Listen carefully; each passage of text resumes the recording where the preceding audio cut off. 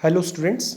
तो यहाँ पर आपके सामने क्वेश्चन है the angle between the sides of a rhombus, यानी जो रोम्बस आपके सामने ये मैंने बनाया है इसकी साइड्स के बीच का ये एंगल चाहिए।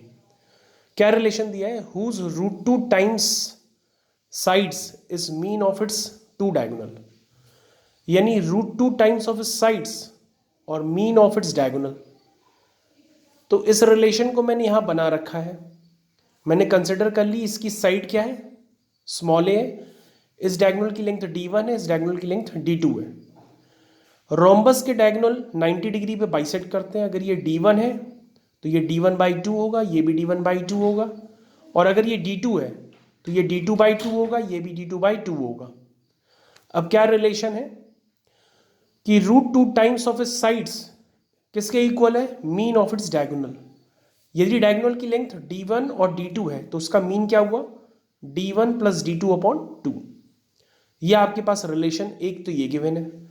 इस रिलेशन को रिलेशन नंबर 1 मान लेते हैं हम लोग। ठीक। अब आपके सामने एक दूसरा रिलेशन भी है। अगर ये रोम्बस है तो ये 90 डिग्री है, और 90 के सामने क्या होगा? हाइपोटेनियस। और हाइपोटेनियस का स्क्वायर किसके इक्वल होता है? अदर टू साइड्स के स्क्वायर के सम के इक्वल होता है। अब इन दो रिलेशंस को आपको यूज करना है।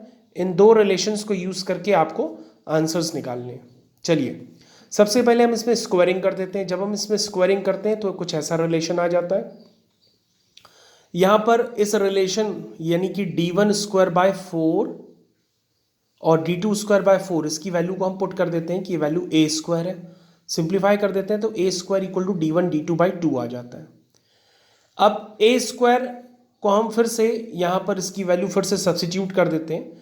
जब वैल्यू सब्सिट्यूट करते हैं a² की तो ये रिलेशन बन जाता है, और इसको ध्यान से देखते हैं तो ये परफेक्ट स्क्वायर बन जाता है। d1/2 - d2/2 का होल स्क्वायर = 0, और यहाँ से d1 = d2 आ जाता है।